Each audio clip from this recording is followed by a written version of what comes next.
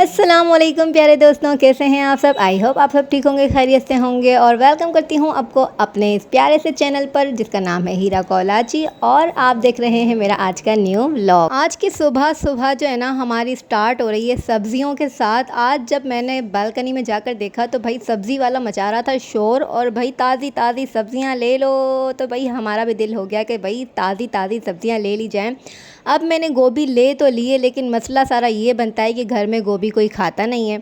ना बच्चों को इतना ज़्यादा शौक़ है, ना हस्बैंड खाते हैं। लेकिन हस्बैंड की फिर भी मैंने ज़बरदस्ती करके आदत डाल ही दी है बेचारे की। वो मासूम से होते हैं, उनको जो दिया जाए वो खा लेते हैं। लेकिन बच्चे जो होते हैं ना वो बड़े ख़राब होते हैं। वो उनकी जो होती है ना बस फरमाइशें पूरी होनी चाहिए, फिर उनको सब्ज़ियाँ जो है ना वो थोड़ी अटकने लग जाती हैं। तो अगर यही सब्ज़ी मैं मिक्स करके बनाती हूँ तो बड़े शौक़ से खाते हैं, और अगर यही सब्ज़ी जो मैं रोटी के साथ बनाती हूँ तो इनको जो है ना बेचैनी सी लग जाती है। लेकिन बहरहाल अब सब्ज़ी ले तो ली थी, मैंने कहा कि क्यों ना अब इसे पका ही लिया जाए, बच्चों का देखते हैं रात में क्या करना है। तो फिर हमने यहाँ पर सब्ज़ी काटना स्टार्ट करी, और यहाँ पर आप देख सकते हैं कि मैं कटिंग करना स्टार्ट कर चुकी हूँ। और यहाँ पर सब्ज़ी की हो रही है सफाई। गोभी जो है ना मौसम के, जब इनका इसका मौसम होता है ना तब ये बहुत अच्छी आ रही होती है, बहुत फ्रेश होती है, साफ़ सुथरी मिलती है और खिली खिली मिलती है। अभी जो है ना इसका मौसम हल्का फुल्का है, लेकिन जो है ना बहुत ज़्यादा गंदी और हो रही थी, मैसी हो रही थी। इसको सफाई करने की बहुत ज़्यादा लाजमी नीड पड़ गई थी। और मैं साथ में जो है ना गोभी के अंदर इसके पत्ते लाजिम डालती हूँ।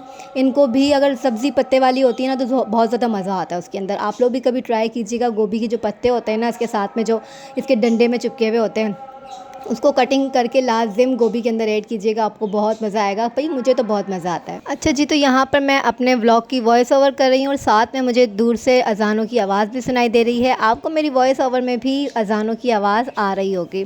तो चलें जी, यहाँ पर अपना व्लॉग जो है वो मज़ीद कंटिन्यू करते हैं। अच्छा जी, तो गोभी को लेते वक्त और गोभी को साफ़ करते वक्त बड़े ही ध्यान से जो है ना गोभी साफ़ किया करें। इसके अंदर जो है बारीक बारीक से जो है ना कवर में पैक हुए कीड़े होते हैं।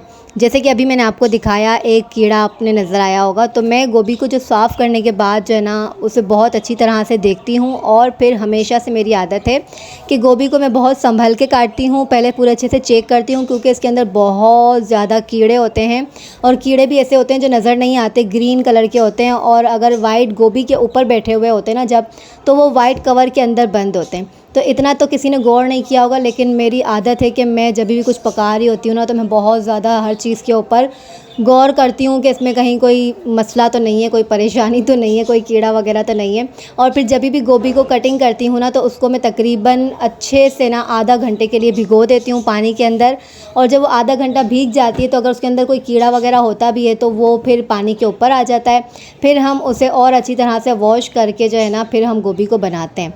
तो इस बात का लाजिम ख्याल रखिएगा, क्योंकि सेहत से बढ़ के और कुछ भी नहीं है। ये छोटी मोटी सी बातें होती हैं, अगर इनका ख्याल रखा जाए तो आपकी फैमिली जो है वो हेल्दी रहती है। तो सुबह सुबह सब्जियां लेने के बाद और साफ़ करने के बाद मैंने यहाँ पर लगा ली है मशीन, और कपड़े वॉश करने लग गई हूँ। और यहाँ पर थोड़े से कपड़े हैं, थोड़े नहीं मतलब है कि ज़्यादा जमा हो चुके हैं कपड़े, क्योंकि अगर मशीन हफ्ते में 2 मरतबा नहीं लगाई जाए तो वहाँ पर कपड़े बहुत ज़्यादा जमा हो जाते हैं। तो जल्दी जल्दी हम कपड़े वॉश करते जा रहे हैं और उनको रस्सियों पर डालती जा रही हूँ ताकि जल्दी जल्दी सूख जाए, क्योंकि मौसम जो है बारिशों का है। क्योंकि भाई वेदर में बताया जा रहा है कि कराची वालों हो जाओ तैयार, अब मौसम बरसने को है। तो इसलिए हमने कहा कि जल्दी जल्दी से कपड़े वॉश करके अपनी मशीन को कर लिया जाए खाली। तो यहाँ पर कुछ कपड़े बाहर रस्सियों पर डाल दिए गए हैं, और ये आप देख सकते हैं एक लकड़ी मेरे हाथ में, ये मेरी डस्टिंग है, झाड़न है, जिससे मैं अपने पूरे घर को झाड़ती हूँ। लेकिन यहाँ पर जालियाँ लग चुकी है तो कपड़े मैं आगे सुखा नहीं सकती हूँ, इसलिए इस लकड़ी की मदद से मैं बाकी के कपड़े जो है वो आगे करके सुखाती हूँ बाहर तारों के ऊपर। यहाँ पर टाइम जो है वो हो चुका है 1:45 बजे का, जैसे कि अभी अजानों की भी आवाज़ आपको आ रही होगी। तो क्योंकि नमाज़ों का वक्त हो रहा है, दोपहर के 1:45 बज चुके हैं। और यहाँ पर है ये मेरे कपड़े सुखाने की टाचनियाँ, जिसको हम टाचनी कहते हैं, कोई क्या कहता है कोई क्या कहता है। तो इसको मैंने जो है ना इस बैग के अंदर रखती हूँ, क्योंकि ये जो बैग है ना हम कहीं पर भी फोल्ड करके आसानी से रख सकते हैं, जैसे कि अलमारी वगैरह में। पहले बॉक्स में रखती थी, अब मैं इस ना बैग के अंदर रखती हूँ, क्योंकि मुझे मेरी अम्मी ने ये प्यारा सा जो है ना बैग ला कर देती है। तो कपड़े वॉश करने के साथ साथ हमें मज़ीद घर के काम भी करने ही होते हैं, क्योंकि हम एक ही काम के ऊपर अगर लग जाते हैं तो हमारे पीछे के जो दूसरे काम होते हैं ना वो हमारे ख़राब हो जाते हैं। तो जल्दी जल्दी से साथ ही साथ बर्तन भी धो लेते हैं। ये बचत पैक है जो मुझे एक साथ ही मिले थे। इसके अंदर जो है ना इस वाली पैकेट के अंदर 2 एक साथ बड़े बड़े जो है ना साबुन की जो है ना चक्की आई थी। तो इस वजह से ये मुझे इसमें बड़ी बचत हुई थी, तो मुझे बहुत अच्छा लगा था। अब मैं नेक्स्ट टाइम भी जो है ना यही वाला साबुन लेकर आया करूँगी। तो जल्दी से अपने बर्तन वॉश कर लेते हैं जो हमारे आज किचन में जमा हुए हैं। और जहाँ पर बात आती है बचत की, तो वहाँ पर भाई आप सारी लेडीज़ को पता ही होगा कि हम लेडीज़ कॉम्प्रोमाइज़ नहीं करती हम, और हमारी पहली कोशिश यही रहती है कि भाई 2 पैसे की बचत कर ही ली जाए, क्योंकि अगर 2 पैसा बचा लिया जाए तो फिर वो आगे जाके हमें कहीं और काम आ जाता है। मुझे बहुत सारे कमेंट आते हैं, लोग पूछ रहे होते हैं, मेरी प्यारी बहनें पूछ रही होती हैं कि यार आपके हस्बैंड की इतनी कम सैलरी है और उसके बावजूद भी आप इतने अच्छे से घर को मेंटेन करके रखती हो, अपने घर को चलाती हो, किस तरह से मैनेज करती हो और किस तरह से अपनी सेविंग करती हो। तो जी हाँ, कम आमदनी होने के बावजूद, कम सैलरी होने के बावजूद, यानी कि अगर कहा जाए कि आमदनी आपकी 98 है और खर्चा आपका 1 रुपया है, तो उसके बावजूद मैं पूरे मंथ की ग्रॉसरी करती हूँ, बच्चों की फ़ीस वगैरह अदा करती हूँ, दोनों बेटियों की हर जगह हर चीज़ की फरमाइशें पूरी करती हूँ, बिजली के बिल, गैस के बिल और हर जगह पर आना जाना, मेहमान नवाजी, ये सब कुछ करने के बावजूद भी मैं अपने मंथ के एंड में कुछ सेविंग कर लेती हूँ। अब वो सेविंग कैसे करती हूँ, तो आए आपसे डिस्कस करते हैं कि मेरी प्यारी बहनें, आप सब भी अपने घर में अपने कम पैसों में किस तरह से अपनी बचत करके अपनी सेविंग कर सकते हैं। सबसे पहली और दिल छू जाने वाली बात यह है कि औरतों के हाथ में हुनर होना बहुत लाजिम है।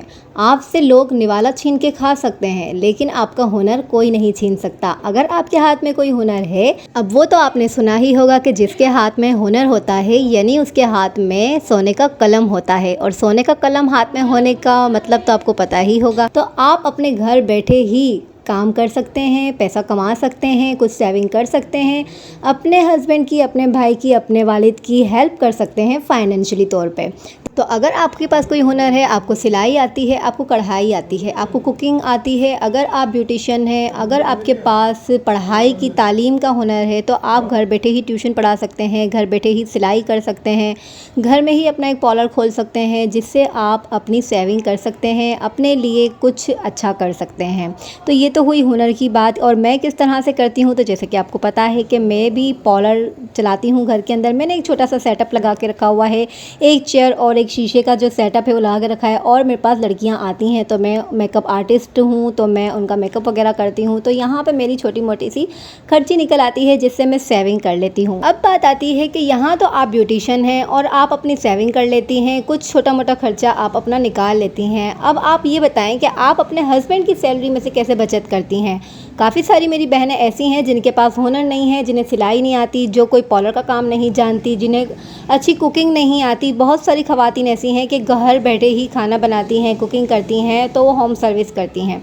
तो बहुत सारी मेरी बहनें हैं जिनको ये सारे हुनर नहीं आते, तो वो अब कैसे बचत करें, जिनके हस्बैंड की आमदनी भी कम है और बचत भी करना चाहती हैं। अगर हम अपने हस्बैंड की सैलरी आने पर कुछ पैसे घर में निकाल कर किसी भी बॉक्स में डालकर सेव कर लेती हैं, तो वो सेव हो नहीं सकते, वो बच नहीं सकते।